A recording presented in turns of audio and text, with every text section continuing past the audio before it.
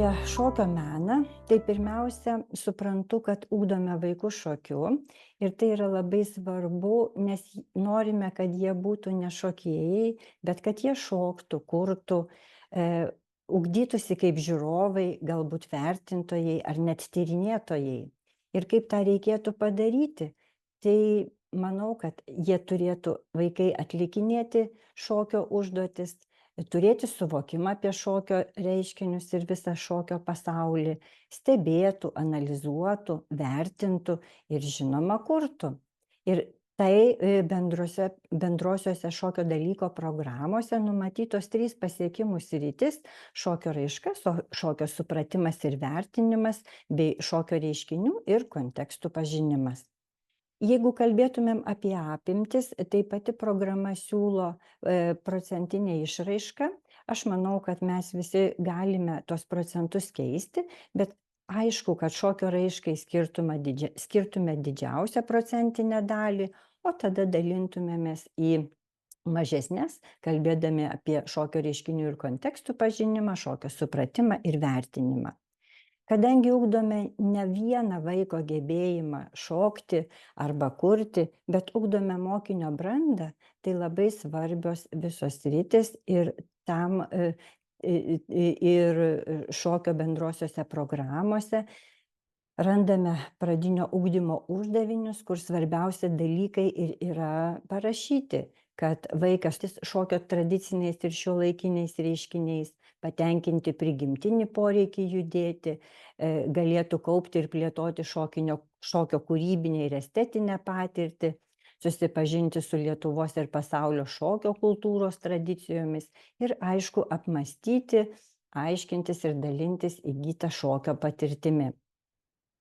Mes visada pradėdami vieną ar kitą savo pamoką turime lūkestį, kad pamoka būtų sėkminga, kad vaikai išsineštų kuo daugiau iš mūsų pamokos, kad po kiekvienos pamokos jie išeitų pasikeitę, kažką sužinoję, patyrę, pajautę. Ir dėl to labai svarbus yra mūsų pačių lūkesčiai, pamatuoti uždaviniai, planavimas, visos sugalvotos veiklos, turinys, užduotis, parinkti metodai bei priemonės ir motyvacija.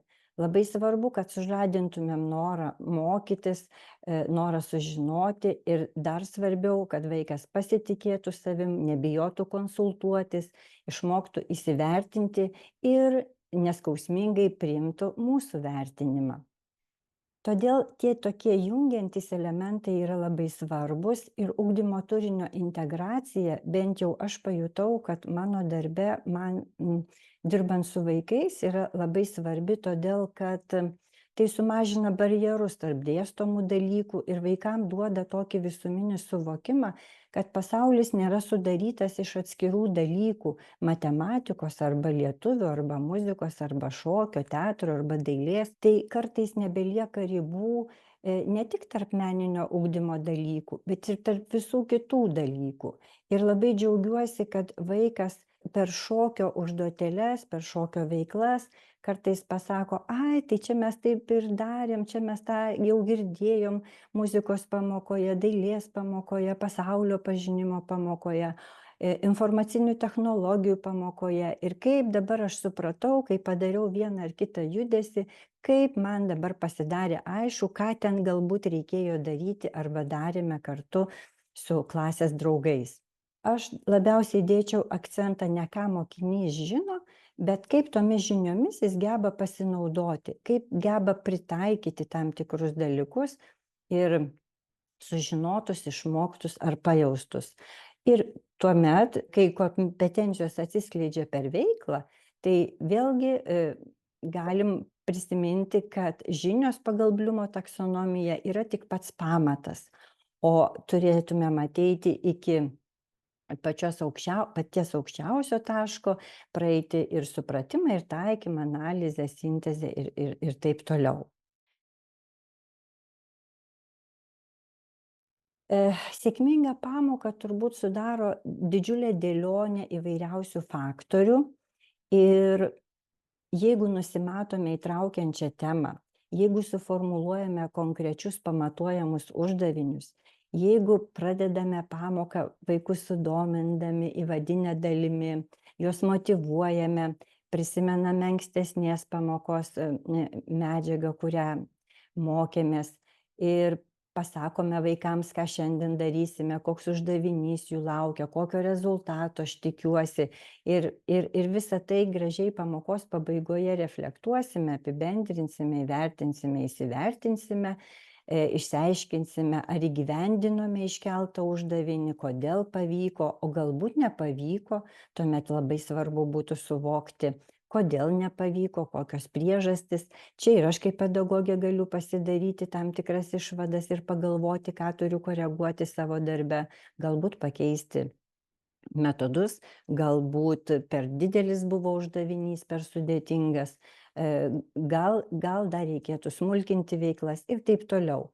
Tai tą dėlionę sudėliojus turėtumėm puikų rezultatą ir tai matome, kai mums yra siūloma, kas pamokoj būtinai turi būti sužadinimas, mokymosi uždavinys, sėkmės vertinimo kriterijai numatyti ir aišku, kaip ir minėjau, ir pamokos refleksija, ir pasiekimų, ir pažangos vertinimas bei įsivertinimas.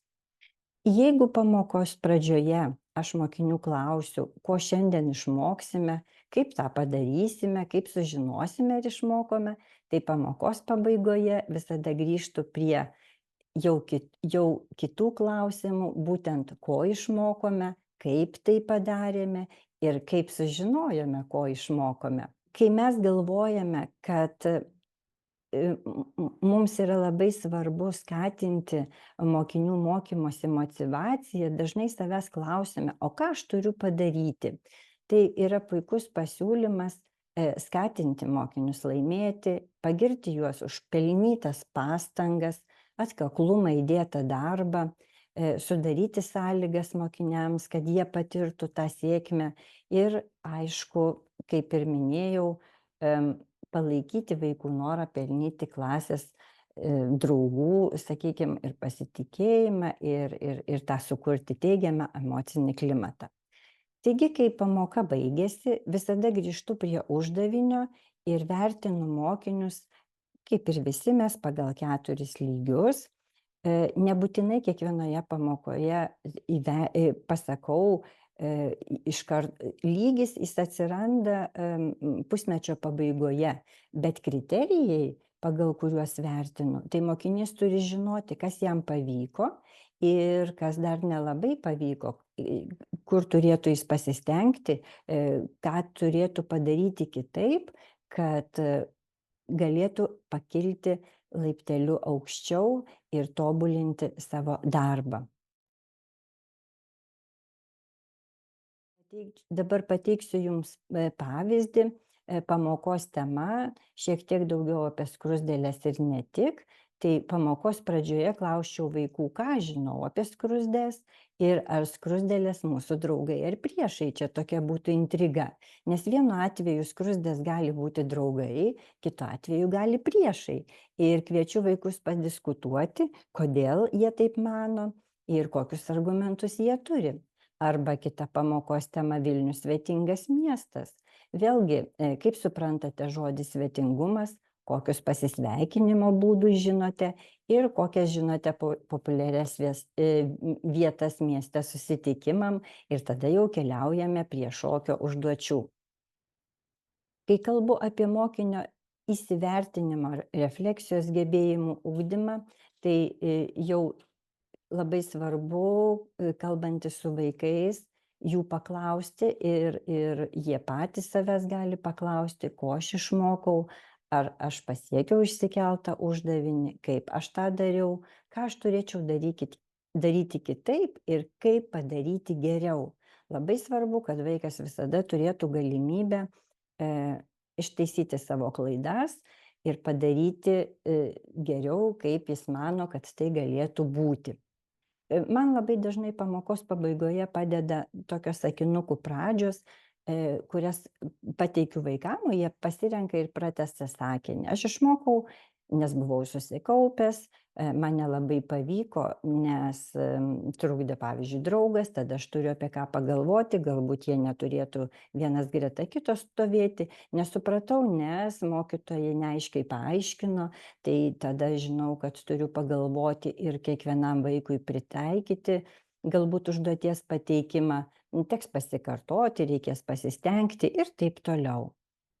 Nereikia pamiršti, kad pagal programą turime 30% pasirenkamo ugdymo turinio ir čia labai svarbu, kai kalbame, jeigu tema būtų apie šokio erdvę arba šokio lygius, drąsiai išeiti iš mokyklos, galbūt vesti pamoką parke, galbūt mokyklos kieme ar išvažiuoti į kitą įdomią erdvę. Jeigu turiu pamoką šokio kryptis, tai esu vedusi pamoką geležinkelio stotyje su kolege.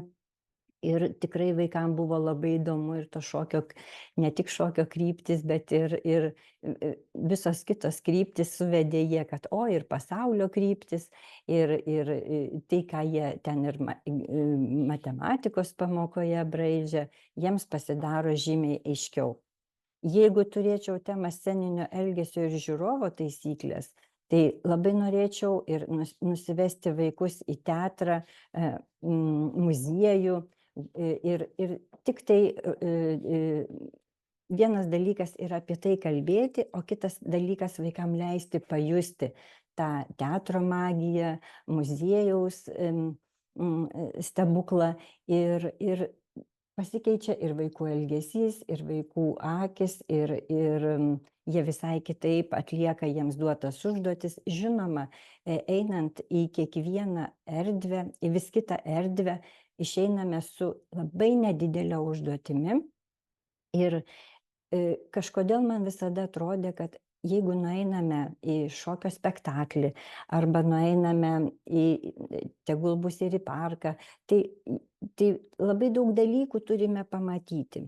Bet būnant Paryžiuje Luvro muziejuje, mane nustebino toks pavyzdys, kai mažutėlius vaikučius pedagogai atsivedė į Luvro muziejų, pasodino prie vieno paveikslo ir paprašė surasti medį.